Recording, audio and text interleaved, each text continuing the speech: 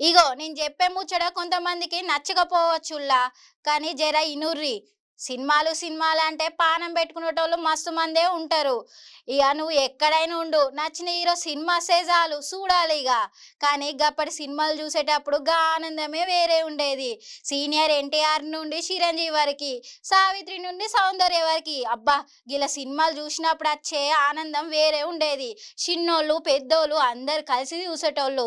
'గోరింటాకు' సినిమా, 'అన్నయ్య', 'సూర్యవంశం', 'మాయబజార్' అబ్బబ్బా!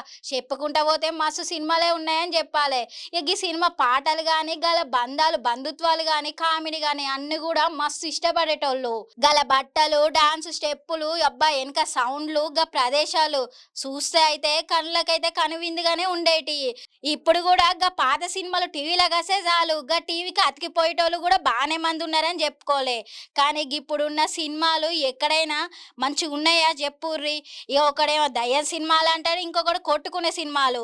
ఇగ చిన్న పిల్లలకు తెలవని రొమాన్స్ గూడా పెడతారు. హీరోయిన్‌ల బట్టలు సక్కగుండయి, హీరోలైతే బాడీ చూపెడితేనే ఫైట్ చేస్తా అంటారు. ఇగ బాడీ ఉంటేనే నేను హీరోని ఇంకొకడంటాడు.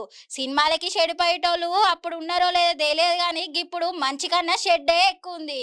ఇప్పుడచ్చే ఏ సినిమా అయినా సరే చూసిన ఎంటనే సినిమాలో హీరో ఫైట్ చేసిండు నేను చేస్తా, హీరోయిన్ బట్టలు గట్లేసింది అబ్బా నేను కూడా వేసుకుంటా అని మనోళ్ళు కూడా గట్లనే చేయబట్టే అందరూ చూసే సినిమా ఒక్కటి కూడా రాబడతలేదు. ఎంత చెప్పినా అభిమానులైతే చెవిటోడు ముందు శంఖముదినట్టే చేస్తారు. ఇక గీ తరమలు మారరు. ఇక అన్నయ్య, సూర్యవంశం సినిమా చూస్తుంటే అనుబంధాల గురించి తెలిసేది. ఇప్పుడు చిన్న పిల్లలు కూడా అనుబంధాలంటే తెలియకుండా అంటావా అంటావా అనే పాటలు పాడుతుర్రు. ఇక చిన్న పోరడి కూడా చదువుకోరా తినురా అంటే అబ్బా చిక్కిరి చిక్కిరి పాట పెడితేనే తింటా చదువుతా అంటుండు. ఇప్పటి తరం వాళ్ళకి కొంచెమైనా మానవ అనుబంధాల గురించి తెలిసొస్తాయో లేదో చూడాలి.